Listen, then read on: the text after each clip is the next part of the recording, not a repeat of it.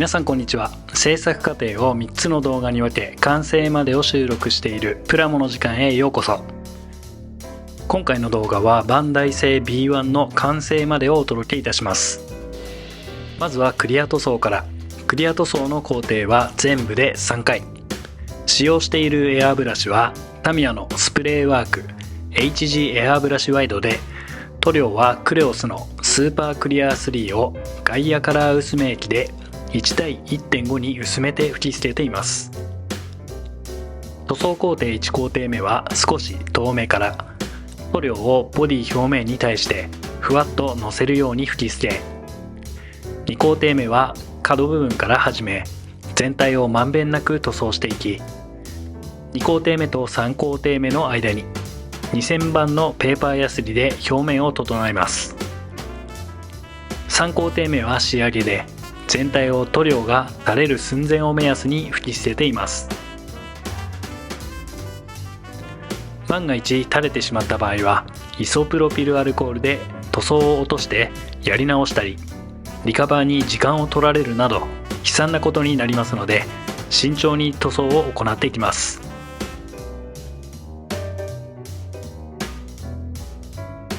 次に取り出しを行っていきます。クリア塗装後十分に乾燥させた塗装面は一見ツヤがあるように見えますが、塗装面にはまだまだ凹凸が存在しています。この凹凸を消していく工程です。徐々にペーパーヤスリの番手を上げながら滑らかな面にしていくので、前のクリア塗装工程では逆算をし厚めに塗装をしています。取り出し工程としては3回の工程。1工程目は2000番のペーパーヤスリで水取りをしていきます。ツヤが出ているクリア塗装面のツヤを消していく感覚で水取り。2工程目3工程目はそれぞれゴッドハンド製の紙ヤスを使い、それぞれ6000番8000番と番手を上げつつ水取りをしていきます。表面の目安としては反射する景色が歪まない程度と考えているので、研いでは拭き取り確認を繰り返し表面を滑らかにしていきます。2000番から始めマットな面が徐々にツヤが出てきたことを確認し終了です。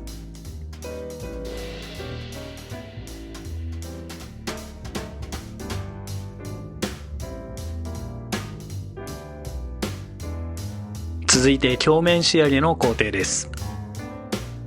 表面仕上げの工程としては3つの工程となります。シーフォース製のリトルーターに筋彫り銅のバフを取り付け作業を行っています。1工程目はタミヤコンパウンドの粗めで1周、表面を一皮剥くといった感覚で研磨しています。1工程目で粗めのコンパウンドでは傷を消すことはできませんので、2工程目3工程目につなぐ感覚で少しずつ傷を消しながらツヤを出していきます。2工程目はタミヤの再目で1周、3工程目はタミヤの仕上げ目で限りなく傷がなくなるよう意識しながら研磨していきます。万が一途中で角が出てしまったら慌てず残しておいたボディカラーなりでタッチアップ。バフが届きづらい奥まった箇所はタミヤの研磨クロスや綿棒などにコンパウンドをつけ磨いていきます。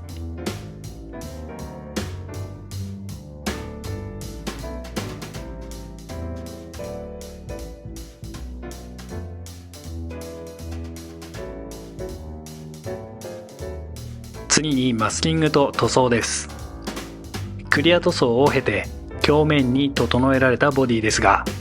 ウィンドウモールをはじめとした B1 の特徴でもある前面のモールをマスキングを経て塗り分けていきます。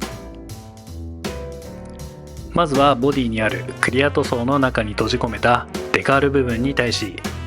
マスキングテープがつかないようにマステとボディ面の間にティッシュを仕込みます。フロントリアともにデカール処理 OK。ウィンドウモールやサイドモールは大まかにマスキングをし、塗装したい部分のみ露出するようにデザインナイフでカット。ブラックの塗装はエボブラックを使用です。パンプキンイエローにブラックが入り、コントラストがくっきりしてきました。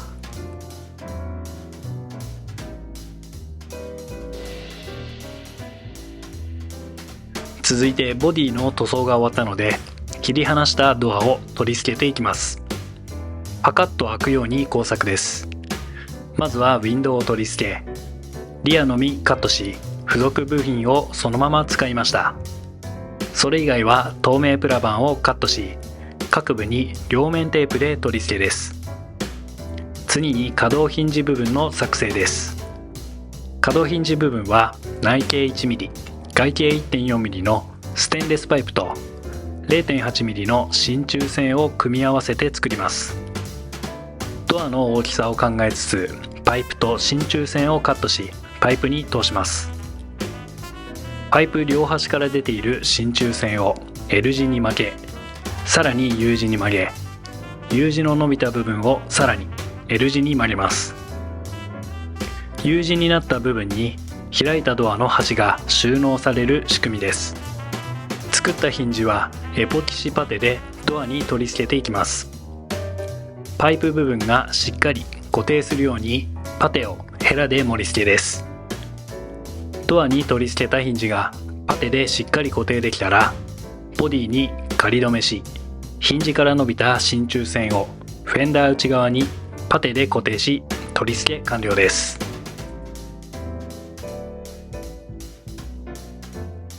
次にボディとシャシーの合体まで。まずは細かいものを仕上げていきます。チャームポイントのアンテナはせっかくなのでアンテナボールを工作します。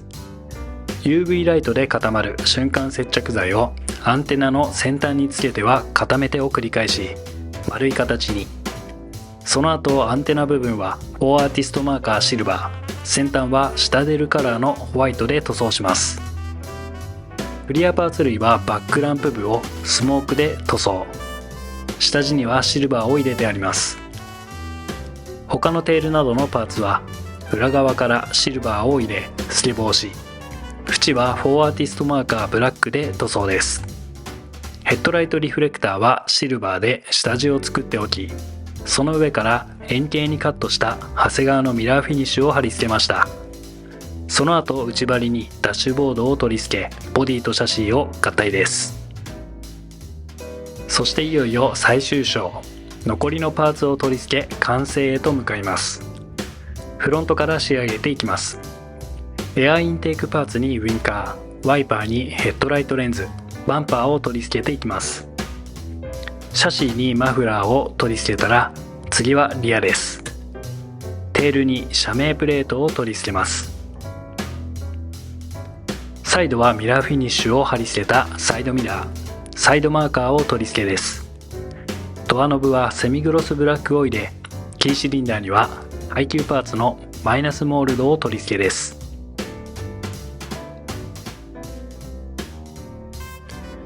ルーフは開けた状態のソフトトップとアンテナを取り付けて、軽く全体をモデリングワックスで磨き上げ完成です。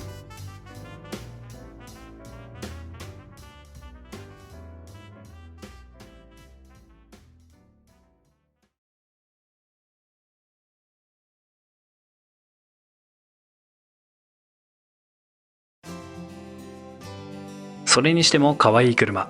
2月はモンキーと共に可愛いシリーズでお届けということで B1 を作ってみました。ド定番ですが、カラーはパンプキンイエロー、ノーマルフォルムをベースにドアをパカッとさせたり、ルーフを開けインテリアが見えるように工作してみました。こうして完成した B1 を見ると、改めて現代の車にはない可愛さと、当時としては特別に尖った車だということが実感できます。電気自動車やハイブリッド車がメインになってきた今、電気ユニットを積んだバイクカー兄弟を復活したら、もしかして若者に大受けするのではなんてことも思ってしまいます。キットはバンダイ製、今では車のプラモデルを作っていないバンダイですが、昔はたくさん作っていました。老舗メーカーですので、キットのパッケージもとても充実していて、個人的には大好きなメーカーです。バイクも車模型もとても素晴らしいので、ぜひバンダイさんにはもう一度戻ってきてほしいくらい。